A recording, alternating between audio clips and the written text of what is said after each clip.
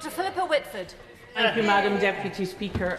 As I have done in debates before related to this issue, I declare an interest that my husband is a German national who has lived here for 30 years this year and works in the NHS.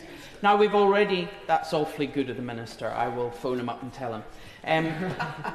We've already heard of very high calibre people who are not coming because of this debate.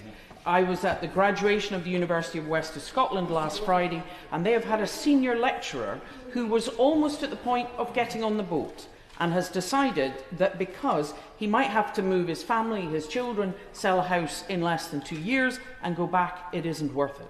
But what we are focused on is not even what's going to happen to the people who would be due to come, because that will have to be looked at, but the people are already here. They are totally integral in our communities and in our public services.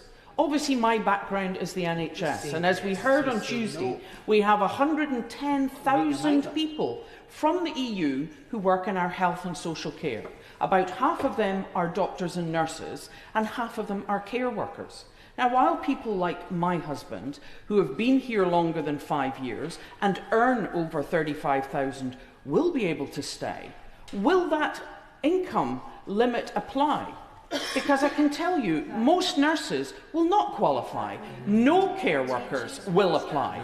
They will all have to go back. And most ordinary teachers would have to go back.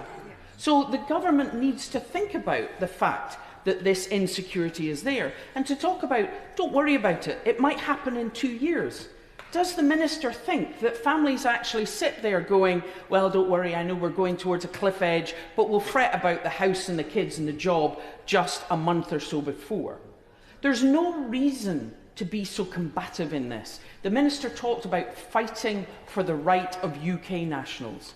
This shouldn't be a fight. If we set the example by treating EU nationals here properly, and immediately giving them absolute right to remain, then we have a much greater likelihood of civilised talks and UK nationals being well treated there. If we go in, you do that, we'll do this, that sets completely the wrong tone. The Minister also talked about, yes, people more over 5 years can stay, but we have to look at what some of the rights and benefits are. So does that mean that people who have been here, like my husband, for 30 years, that his rights to be treated in the NHS, or his rights to benefits if he couldn't work, or his pension rights are maybe now going to be undermined when he's already approaching retirement age and could do nothing about it?